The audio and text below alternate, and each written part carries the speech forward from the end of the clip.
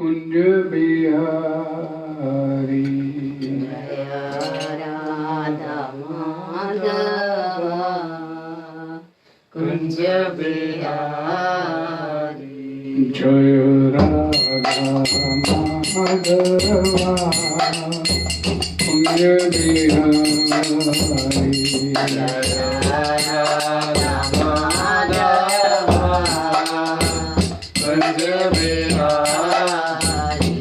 जय गोपियन वल्लभ गिरिवरधारी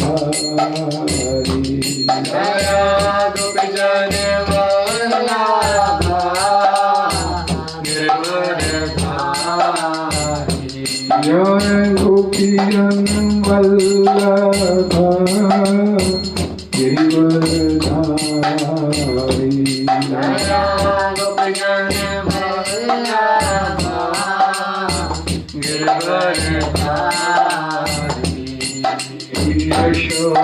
यशोदानंदन भज जनरंजन यशोदानंदन भज जनरंजन यशोदानंदन भज जनरंजन यशोदानंदन भज जनरंजन यशोदानंदन भज जनरंजन यशोदानंदन भज जनरंजन यमुना तीरा वनचारी यमुना तीरा वनचारी यमुना तीरा वनचारी यमुना तीरा वनचारी जय राधा माधवा कुंज बिहारी जय राधा माधवा कुंज बिहारी जय Radha Madhava Kunj Bihari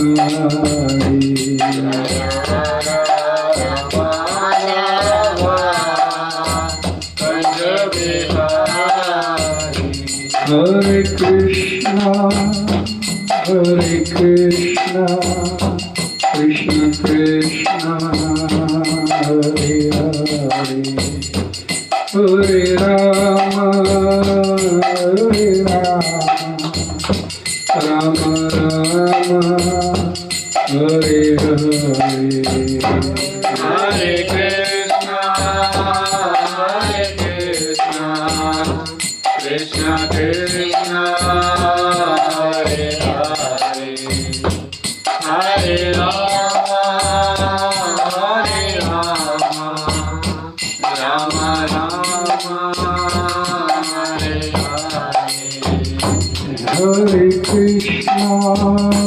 Hare Krishna, Krishna Krishna, Hare Hare, Hare Rama, Rama Rama, Hare Hare. Hare Krishna, Krishna Krishna, Hare Hare, Hare Rama, Rama Rama, Hare Hare. Hare Krishna, Krishna Krishna, Hare Hare, Hare Rama, Rama Rama, Hare Hare. Hare Krishna, Krishna Krishna, Hare Hare, Hare Ram, Ram Ram, Hare Hare. Hare Krishna, Krishna Krishna, Hare Hare, Hare Ram, Ram Ram, Hare Hare. Hare Krishna, Krishna Krishna, Hare Hare, Hare Ram, Ram Hare Hare. Hare Krishna, Krishna Krishna, Hare Hare, Hare Ram, Ram Hare Hare.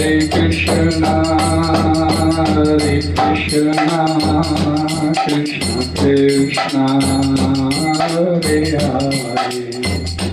Hare Rama Hare Rama Rama Rama Hare Hare Hare Krishna, Hare Krishna, Krishna Krishna, Hare Hare, Hare Rama, Hare Rama, Rama Rama, Hare Hare.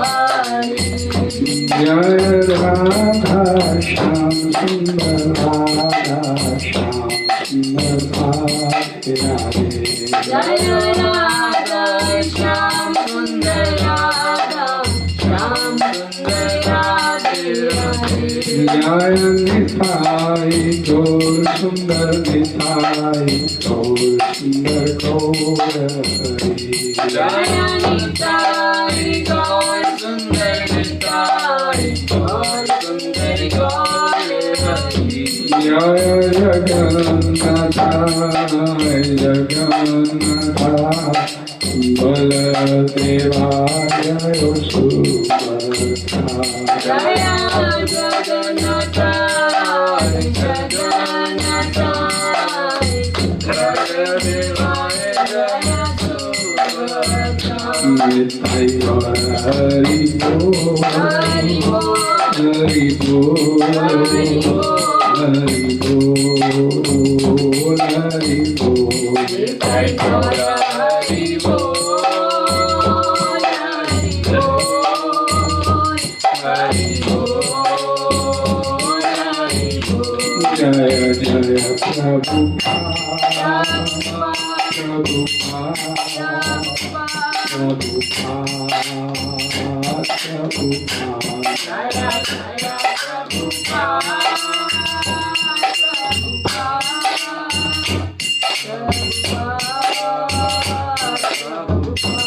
Jaya Prabhupada, Prabhupada Bhakti Vedanta Prabhupada Jaya Prabhupada, Prabhupada,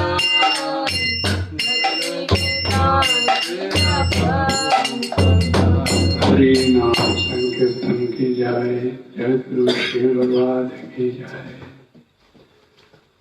ओम नमो भगवते वासुदेवाय Om Namo Bhagavate Vasudevaya. ओम नमो भगवते वासुदेवाय Om Namo Bhagavate Vasudevaya. ओम नमो भगवते वासुदेवाय Om Namo Bhagavate Vasudevaya. नारायणं नमस्कृत्यं Narayanam नरं Namaskritvam चैव नरोत्तमं Naram Chaiva Narottamam देवीं सरस्वतीं व्यासं Devim Saraswatim Vyasam ततो जयमुदीरये Tato Jayamudire नष्टप्रायेषु अभद्रेषु Nashtprayeshu Abhadreshu नित्यं भागवत सेवया Nityam Bhagavad Sevaya भगवती उत्तम श्लोके Bhagavati Uttam Shloke भक्तिर्भवति निष्ठिके Bhaktir Bhavati Nishti कृष्णाय वासुदेवाय Krishnaya देवकी Vasudevaya नंदनाय च Devaki Nandanaya नंदगोकुमाराय Nandagokumaraya गोविन्दाय नमो नमः Govindaya हरे कृष्ण। Hare Krishna. आज 7 जून दिन रविवार संध्या समय भगवद गीता क्लास में आप सभी का स्वागत है और आप सभी का बहुत बहुत धन्यवाद। चर्चा करेंगे श्रीमद् भगवद गीता यथारूप अध्याय 3 श्लोक संख्या नंबर 5 और 6। श्लोक इस प्रकार है, नाहि कश्चित् क्षणमपि जातु तिष्ठति अकर्म कृता कारते हि अवशा कर्म सर्वा प्रकृति ये गुण। कर्मेन्द्रियाणि संयम्य आस्ते मनसा स्मरणा इंद्रियार्थान् विमूढात्मा मिथ्याचार स उच्यते। इस श्लोक का हिंदी अनुवाद, प्रत्येक व्यक्ति को प्रकृति से अर्जित गुणों के अनुसार विवश होकर कर्म करना पड़ता है। अतः कोई भी एक क्षण भर के लिए भी बिना कर्म किए नहीं रह सकता।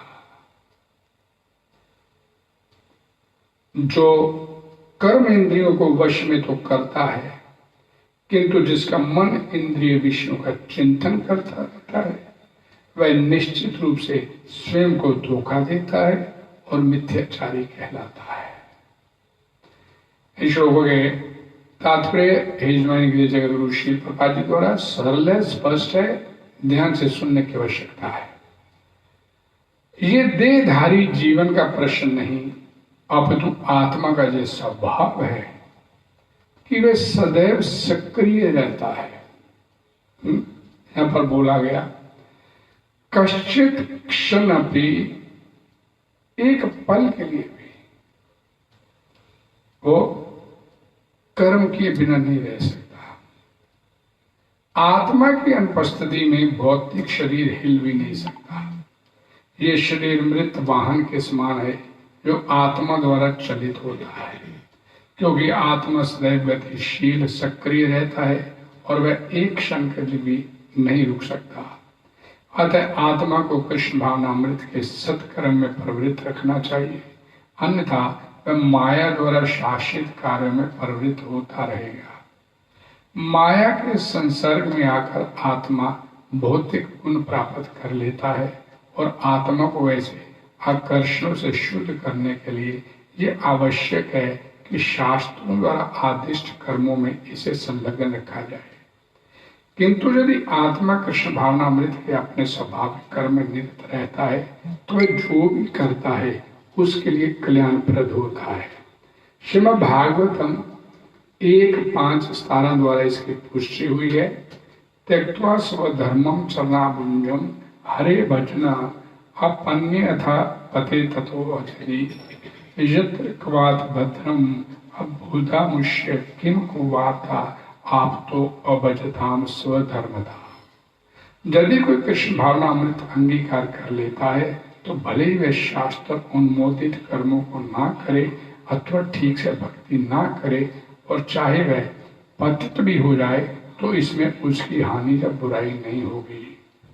किंतु यदि वह शास्त्र अनुमोदित सारे कार्य करे और कृष्ण भावना भावित न हो तो ये सारे कार्य उसके किस लाभ के। अतः कृष्ण भावना अमृत के इस स्तर तक पहुंचने के लिए शुद्धिकरण की प्रक्रिया आवश्यक है। अतः संन्यास या कोई भी शुद्धिकारी पद्धति कृष्ण भावना अमृत के चरम लक्ष्य तक पहुंचने में सहायता देने के लिए है, क्योंकि उसके बिना सब कुछ व्यर्थ है। ऐसे अनेक मिथ्याचारी व्यक्ति होते हैं जो कृष्ण भावना अमृत में कार्य तो नहीं करते किंतु ध्यान का दिखावा करते हैं, जब वास्तव में वे मन में इंद्रिय भोग का चिंतन करते रहते हैं। ऐसे लोग अपने अबोध शिष्यों को बहकाने के लिए शुष्क दर्शन के विषय में भी व्याख्यान दे सकते हैं, किंतु इस श्लोक के अनुसार वे सबसे बड़े धूर्त हैं।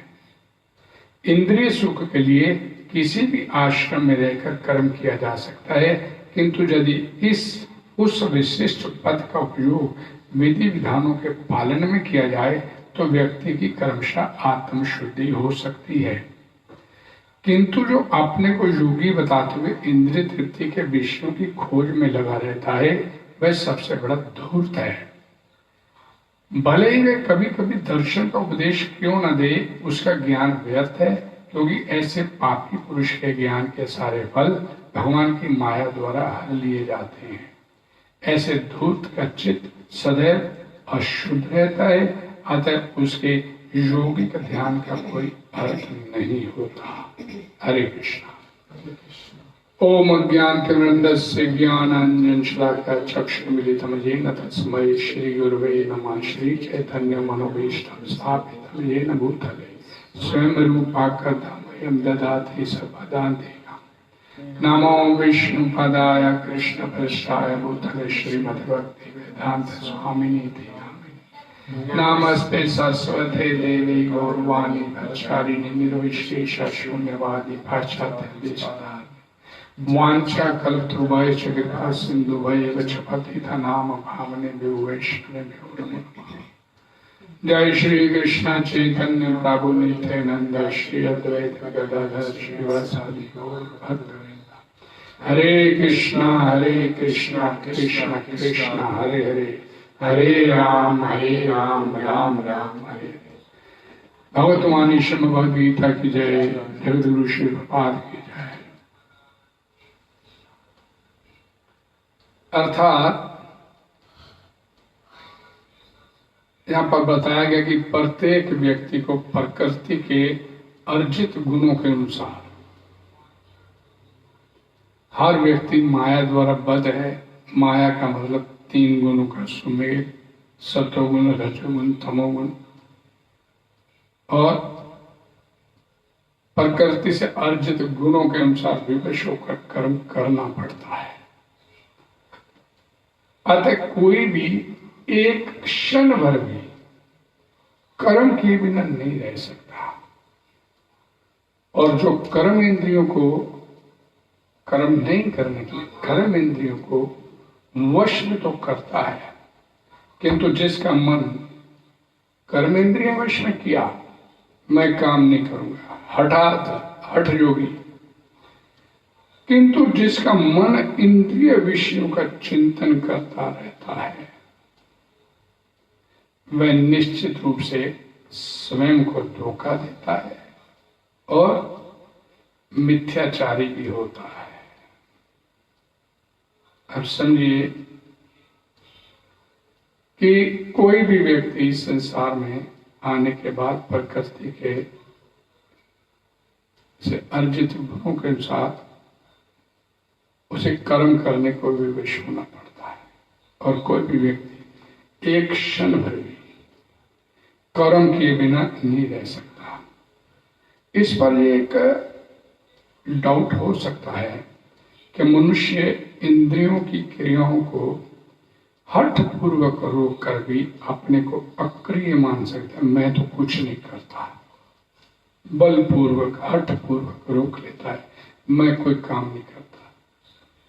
तो उसके लिए ये अगला जो 6 नंबर श्लोक है, उसी के लिए भगवान श्री कृष्ण ने बोला है कि रोक लिया, ऊपरी तौर पर रोक लिया, बाहरी तौर पर रोक लिया, लेकिन अंदर से मन से इंद्रिय भोगों में रचा हुआ है। मन से उसने उन भोगों को त्याग नहीं किया, तो वो मिथ्याचारी है और छदम भक्त है। क्योंकि बाहरी तौर पर रोक लिया, लेकिन ऊपरी तौर पर अंतःकरण से, मन से विषय भोगों के प्रति उसके मन में आसक्ति बनी रहती। ये और भी भयंकर बात हो जाती है। यहां बोला गया, ना ही कश्चित् क्षणपि जातु तिष्ठति कर्म कृता। मनुष्य में, आम एक लोगों में एक धारणा बनी हुई है इस बात को लेके कि अपने घर परिवार का पालन पोषण करना, अपनी जीविका चलाना और व्यापार करना, धंधा करना, नौकरी करना, बाहर कार्यालय में जाके कोई नौकरी करना, ये सारे तो कर्म हैं, इन्हें तो कर्म मानते हैं। लेकिन इनके अतिरिक्त खाना पीना, सोना बैठना, चिंतन करना, उठना बैठना, खाना पीना, सोना, इन्हें वो कर्म नहीं मानते। हम तो कुछ कर ही नहीं रहे, मजे से सो रहे, मैं तो नींद ले रहा हूं, मैं तो लेटा हूं, मैं तो कोई कर्म नहीं कर रहा।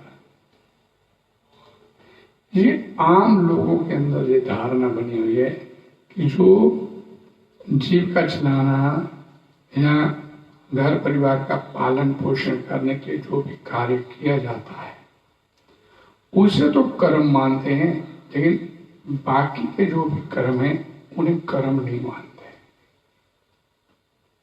इसी बात की भ्रांति को दूर करने के लिए यहां पर भगवान श्री कृष्ण बोलते हैं कि क्षण पे भी, एक पल के लिए भी आत्मा कर्म के बिना रह ही नहीं सकता।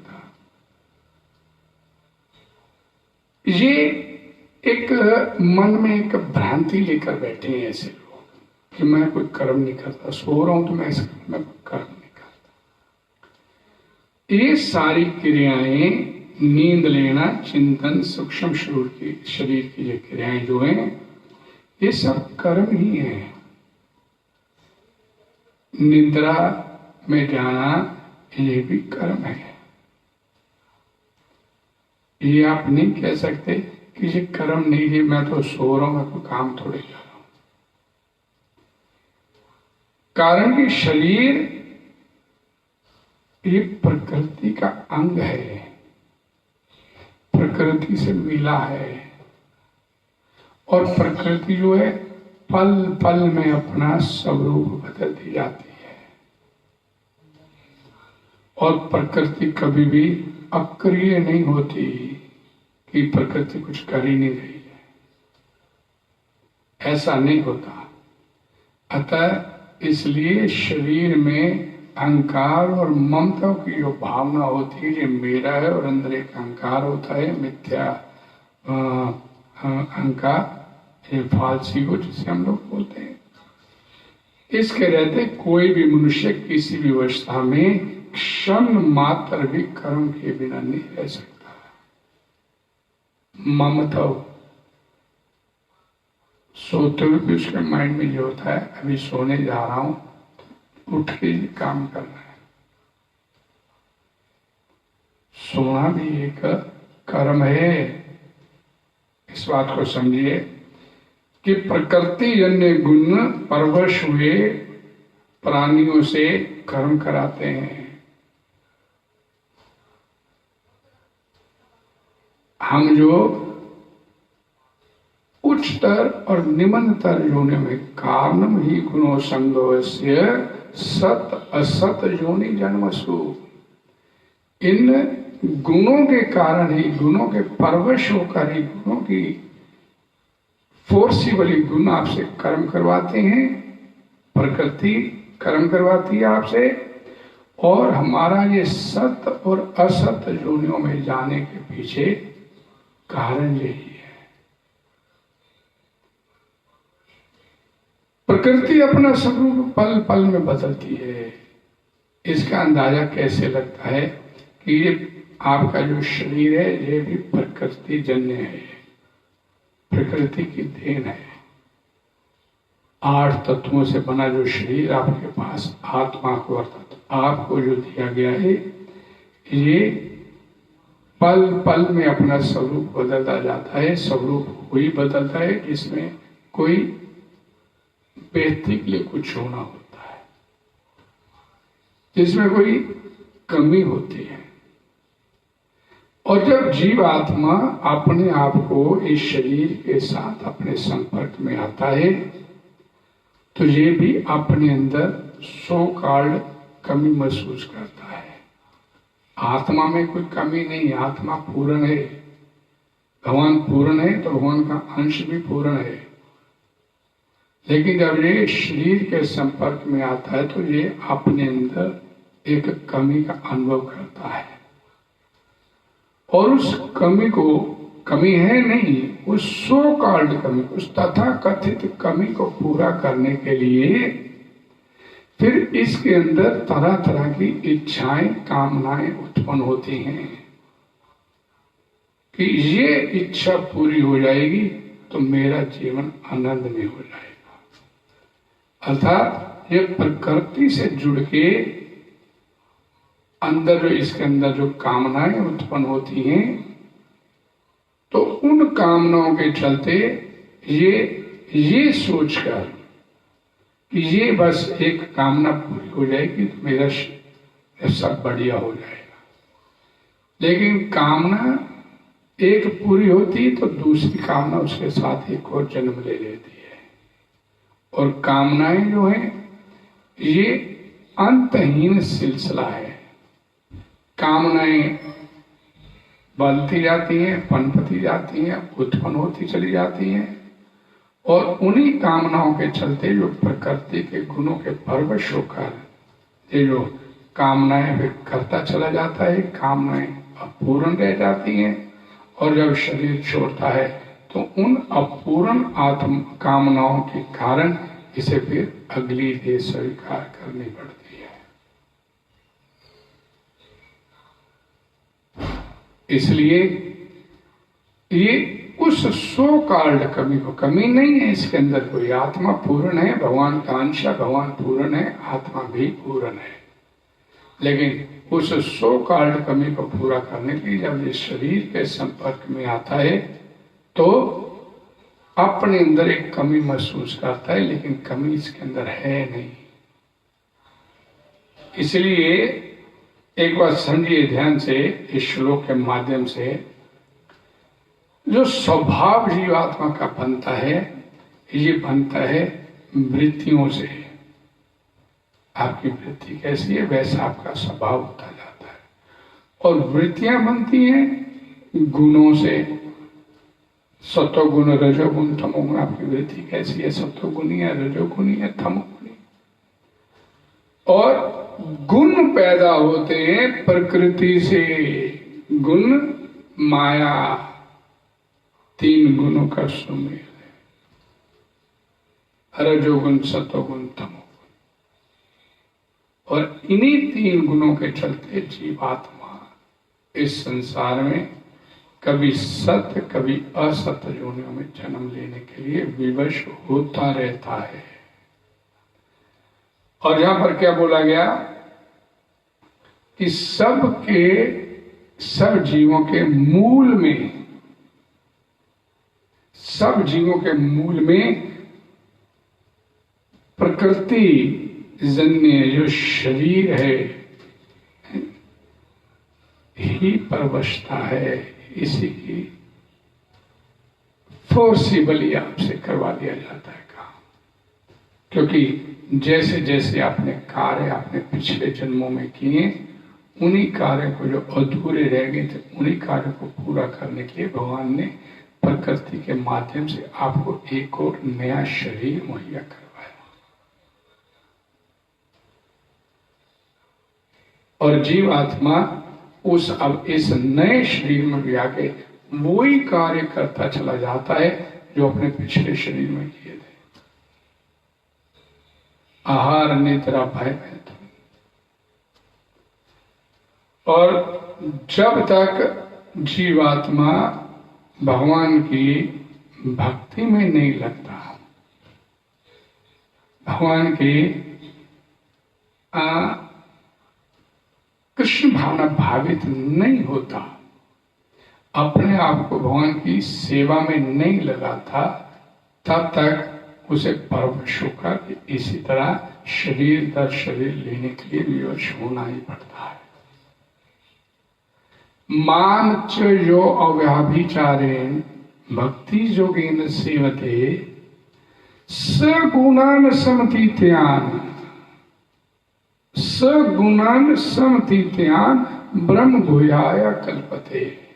भगवत गीता में भगवान ने बोल दिया कि जो भगवान की विशुद्ध सेवा में अपने आप को लगा लेता है और विचलित हुए बिना, किसी भी परिस्थिति से विचलित हुए बिना अपने आप को भगवान की भक्ति में लगा लेता है, सगुणान समतीत्यान, वो तीनों गुणों गुणातीत हो जाता है। सगुणान समतीत्यान अर्थात गुणातीत, गुणों से ऊपर उठ जाता है। तो जीवन का जो वास्तविक लक्ष्य है गुणातीत होना, हमें रजोगुणी, सतोगुणी, तमोगुणी नहीं है चाहिए। हमें इन 3 गुणों से तीत, गुणातीत ब्रह्म भूयाय कल्पते, ब्रह्मभूत अवस्था को प्राप्त करना। हम ब्रह्मस्मि, वो स्थिति पैदा करना, वो भक्ति करते हुए प्राप्त होगी और किसी साधन से नहीं। अभी हमने एक बड़ी सुंदर बात यहां पर आई, हमने भी ये पढ़ा,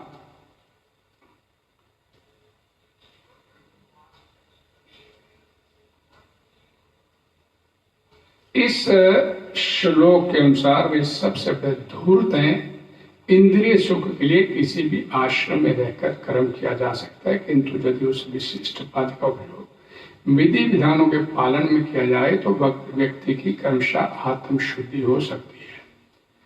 किंतु जो अपने को योगी बताते हुए इंद्रिय तृप्ति के विषयों की खोज में लगा रहता है, अपने आप को योगी बताते हुए इंद्रिय तृप्ति के विषयों की खोज में लगा रहता है, वह सबसे बड़ा धूर्त है। और कभी कभी बड़े बड़े प्रवचन करता है, संत समागम, संतों की तरह उपदेश करता है, लेकिन उसका सारा ज्ञान तब तक व्यर्थ है जब तक उसके अंदर इंद्रिय भोग की, इंद्रिय तृप्ति की आशंका बनी रहती है। इसके ऊपर श्रील प्रभुपाद जी के एक शिष्य का एक बड़ा सुंदर एक उदाहरण आता है। जब श्रील प्रभुपाद जी मायापुर में थे तो उनका एक शिष्य अफ्रीका से इस पवित्र धाम मायापुर में भगवान श्री चैतन्य महाप्रभु की सेवा में, भगवान श्री राधा माधव की सेवा करने के लिए दक्षिण अफ्रीका से कठोर तपस्या करने के उद्देश्य से आया।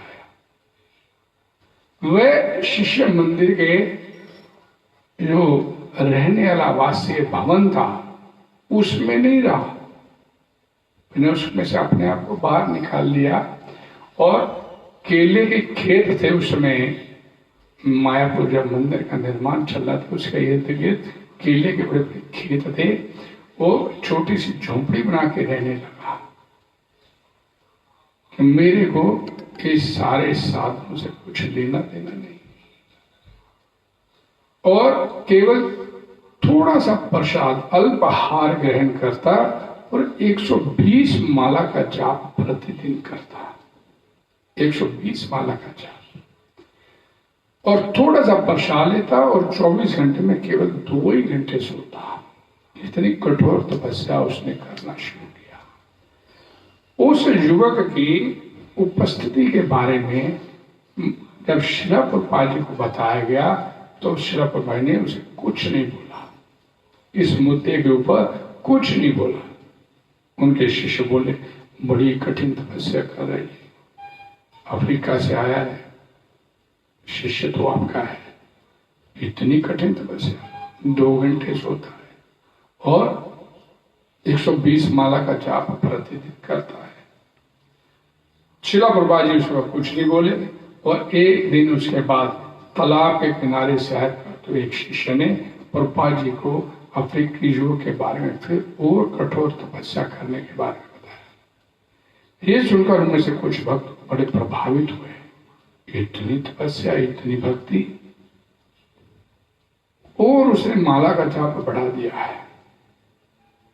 एक शिष्य ने बोला, प्रभुपाद जी सुन रहे हैं और तालाब के किनारे चलते चले जा रहे हैं।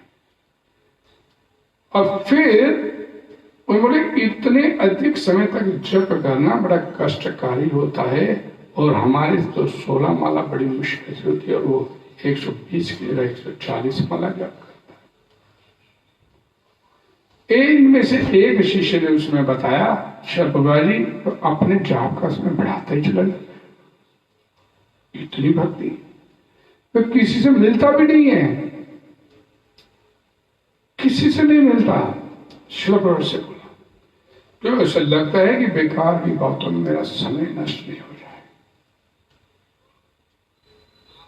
और जो प्रभुपाद जी के जो शिष्य थे बड़े प्रभावित हो रहे थे उस अफ्रीकी युवक की तपस्या को देखा, और प्रभुपाद जी ने अनिश्चिततापूर्ण स्वर में उसे बोला, हाँ वह नदी पर रहना चाहता है।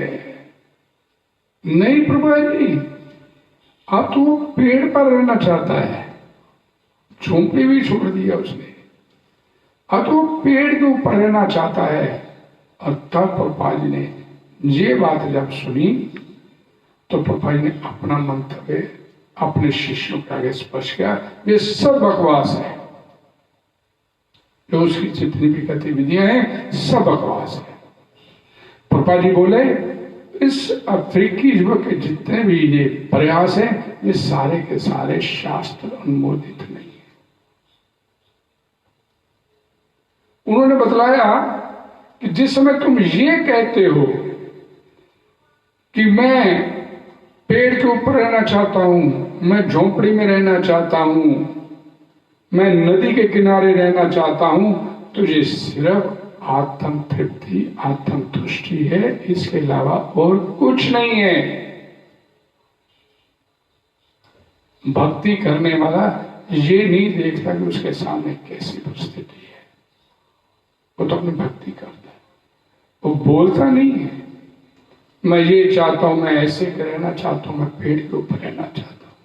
ये मात्र इंद्रिय तृप्ति है, इसके अलावा और कुछ नहीं है, प्रभुपाद जी बोले। और यही बात जहां पर इस भगवद गीता में श्रील प्रभुपाद जी ने स्पष्ट किया, मैं चाहता हूं,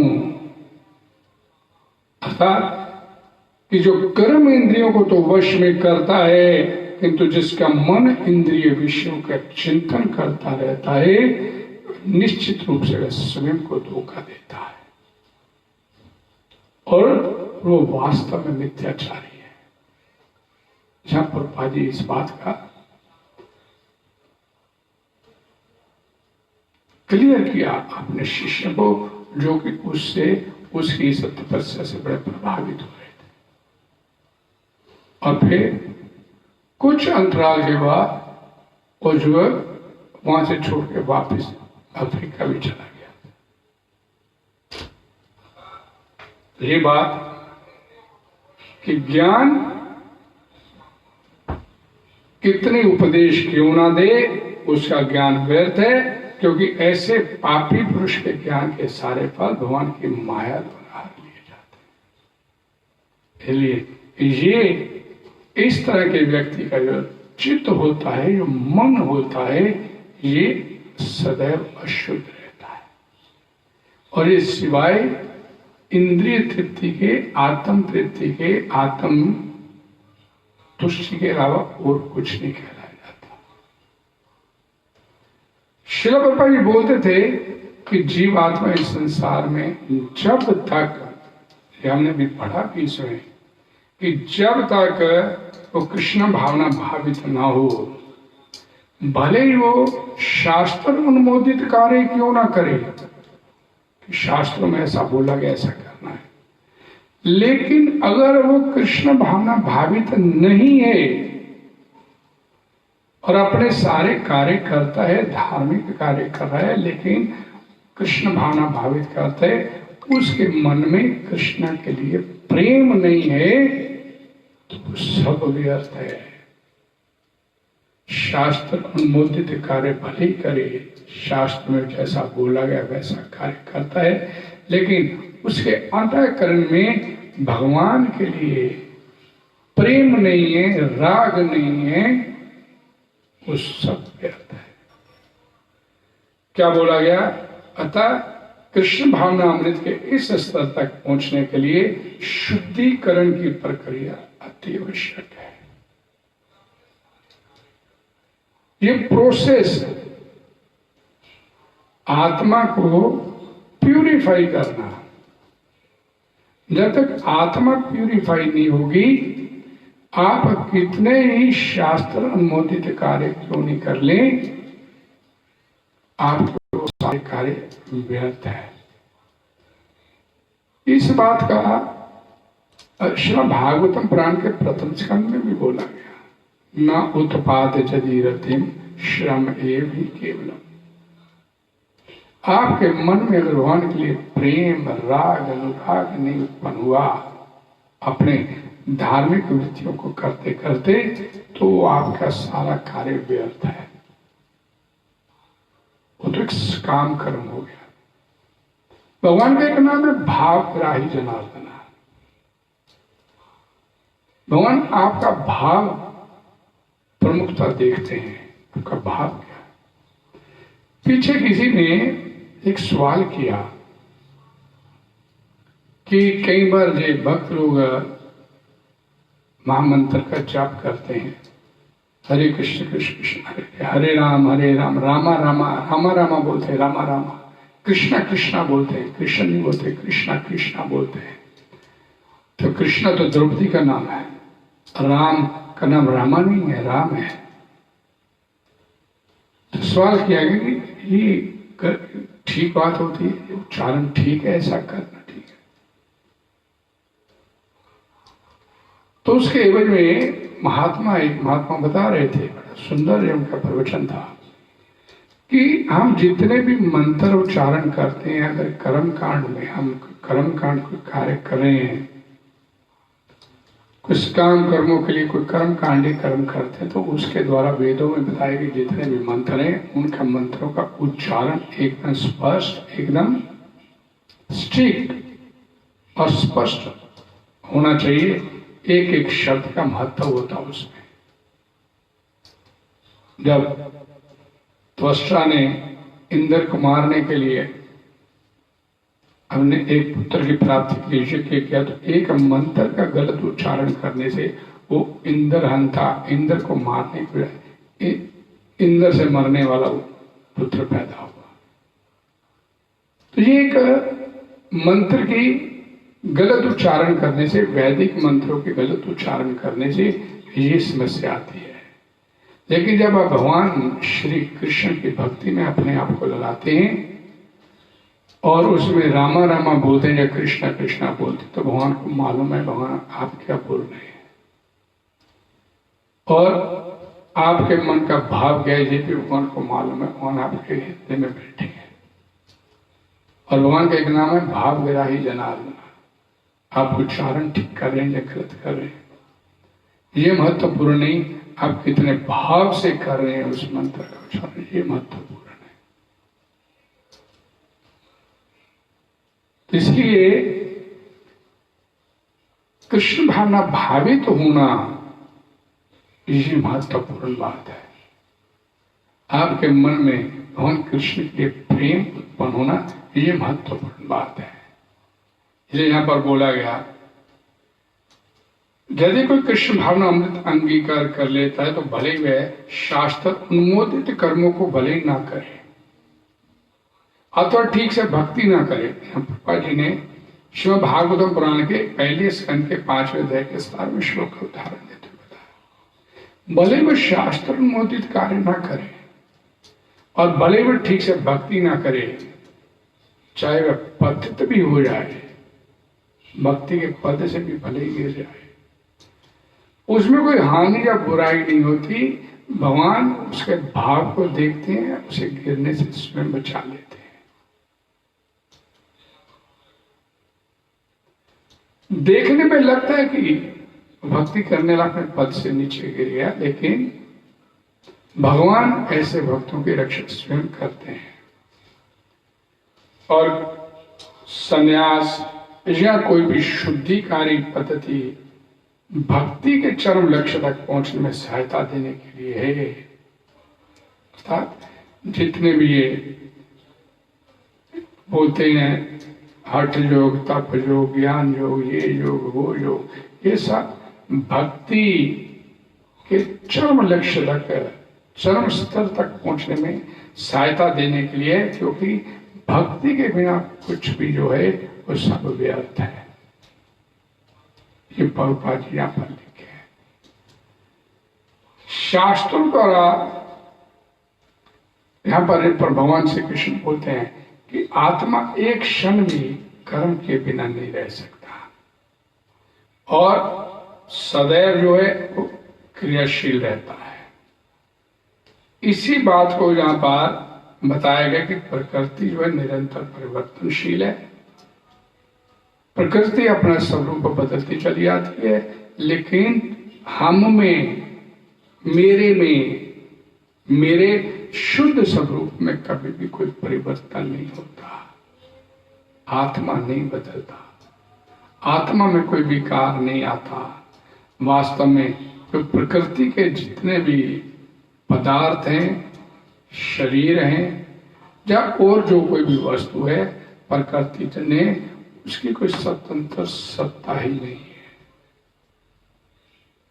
क्योंकि जिसका जन्म हुआ है उसका मरण भी अवश्य होगा।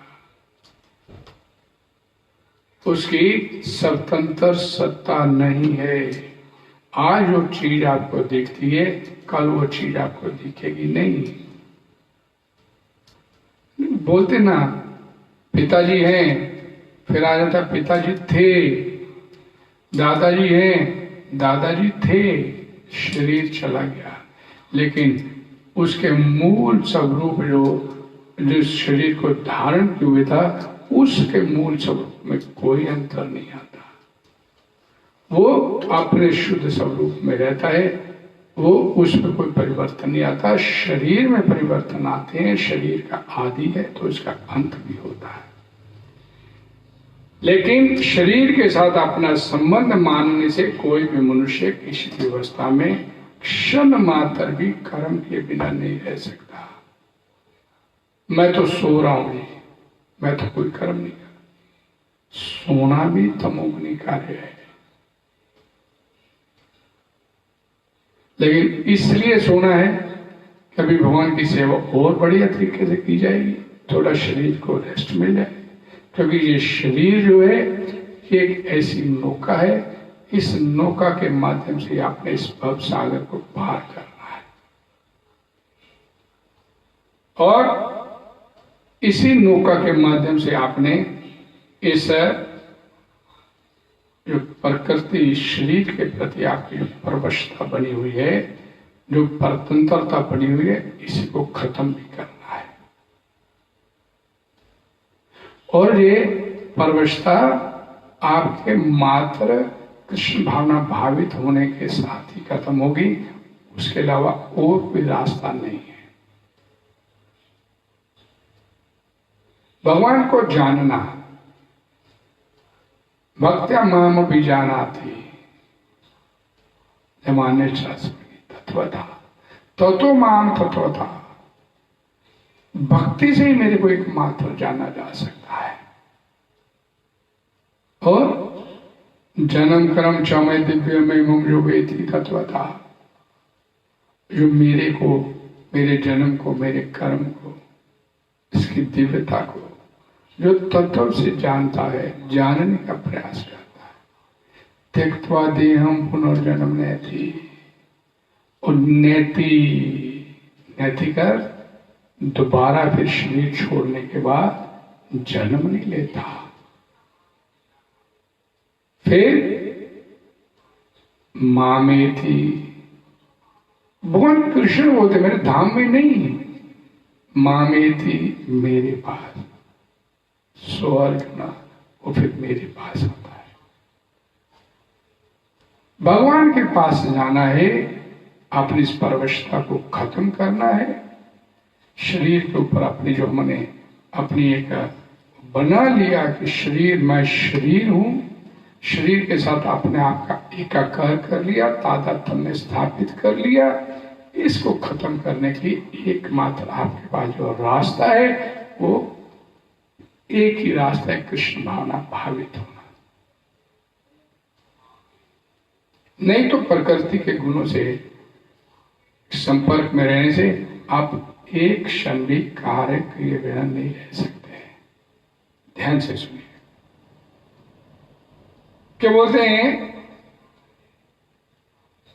क्रिया जो हम कार्य करते हैं, एक क्रिया केवल प्रकृति से ही होती है, लेकिन प्रकृति के साथ, शरीर के साथ अपना तादात्म्य स्वीकार करने से मनुष्य जो है इस शरीर के अधीन हो जाता है,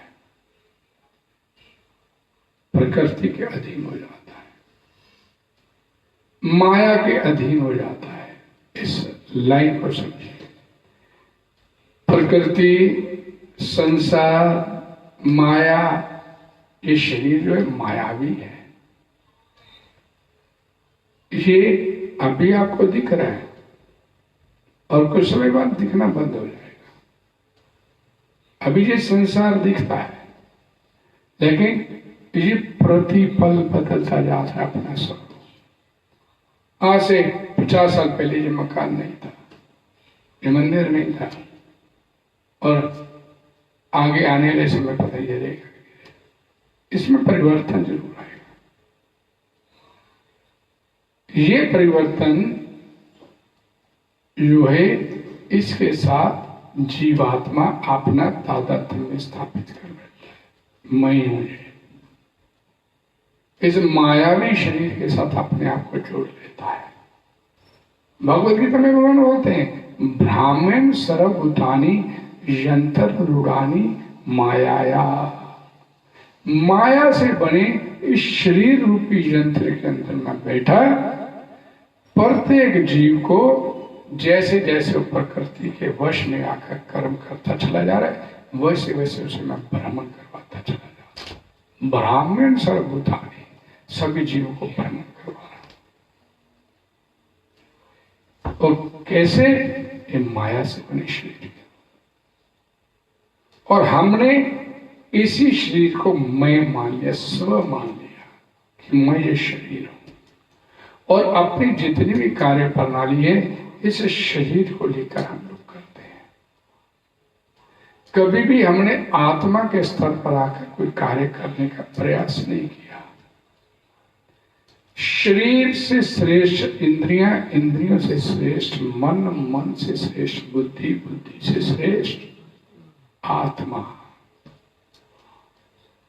मन आपको सदैव जो प्रकृति से मिला है, संसार से मिला है, माया से मिला है, ये आपको माया की तरफ ही लेकर जाएगा, ये संसार की तरफ लेकर जाएगा। इट्स ए पार्ट ऑफ संसार। और मैं आत्मा हूं, आई एम आ सोल, और सोल जो आत्मा है ये पार्ट ऑफ परमात्मा। आत्मा का भला, आत्मा का हित परमात्मा की तरफ ही चलने पे होगा, क्योंकि ये एक ही जाति है दोनों की, आत्मा परमात्मा की। और मन, इंद्रियां ये संसार से मिली है, ये इनकी संसार के साथ एक ही जाति है। और ये जो प्रकृति है, भगवान बोलते हैं ये मेरी निकृष्ट शक्ति है, बहिरंगा शक्ति। और आत्मा भगवान की पराशक्ति, भगवान की श्रेष्ठ शक्ति है। और श्रेष्ठ शक्ति आत्मा अपराशक्ति यानी इस संसार में सुख ढूंढने का प्रयास करती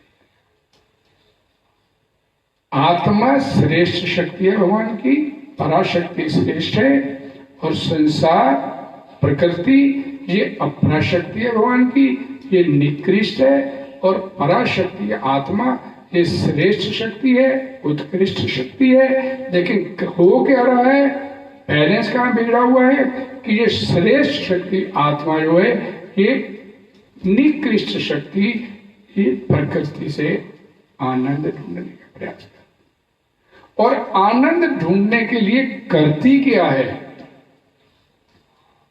ये कर क्या रही है?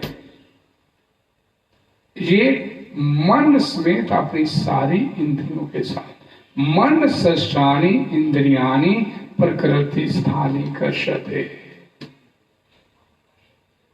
ये आत्मा मन समेत 6 इंद्रियों के संपर्क में आने के बाद प्रकृति से, माया से संघर्ष कर रहा है।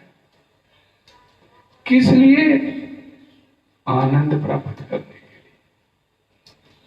नहीं, जो आनंद इसको भगवान से मिलना है, परमात्मा के अपने मूल उस तत्व में जाकर इसको आनंद मिलना है, ये आनंद इस प्रकृति से प्राप्त करने का प्रयास कर,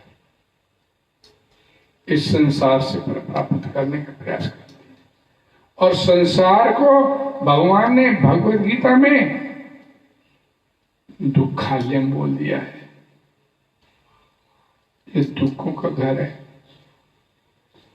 अब दुखों के घर में आप जाके सुख ढूंढने का प्रयास करें।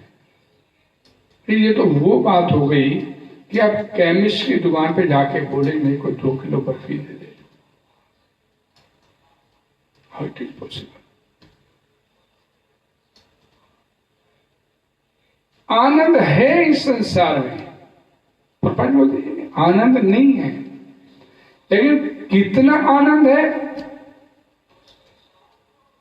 आसमान में जब बादल घिरे होते हैं तो बिजली चमकती है, तो जितनी देर बिजली चमकती है वो एक क्षण के लिए, वो आनंद, उतनी देर का आनंद।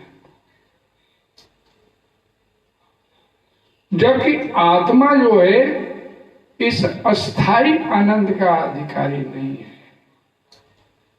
ये स्थायी आनंद का, ये इस संसार में आनंद ले रहा है। ये आत्मा ये विभिन्न शरीर धारण करने के बाद कारणम गुण संगोस्य सत असत योनि जन्मसु, ये गुणों के संपर्क में आकर ये तरह तरह के शरीर प्राप्त करता है। आनंद प्राप्त करने के लिए वेस्टेज ऑफ टाइम।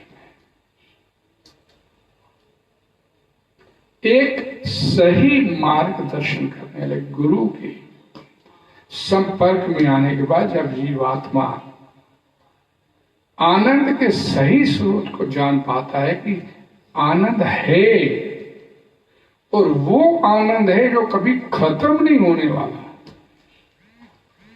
हम लोग जहां पे शरीर किसी का छूटता है, घर में किसी का, तो लिखते स्वर्गवासी। स्वर्ग में बड़ा आनंद है। लेकिन इस पूरे ब्रह्मांड में अगर आनंद का तुलना की जाए तो बिजली की चमक जितना ही आनंद है,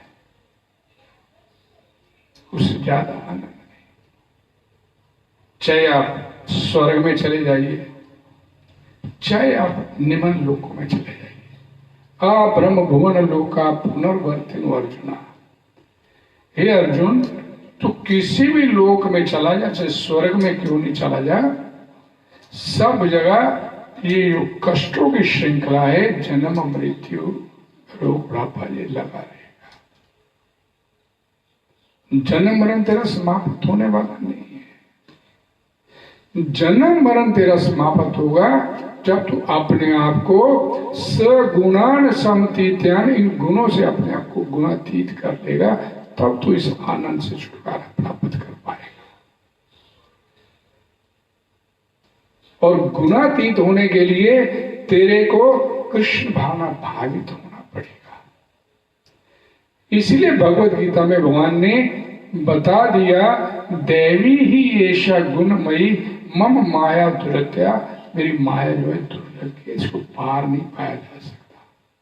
लेकिन मामेव ये पर्वत है, तो जो मेरी शरण में आ जाएगा, अर्थात जो कृष्णा कॉन्शियसनेस में आ जाएगा, जो कृष्ण भावना भावित हो जाएगा, माया में तांत्रिक, वो ही सिर्फ माया को पार कर सकता है और कोई नहीं।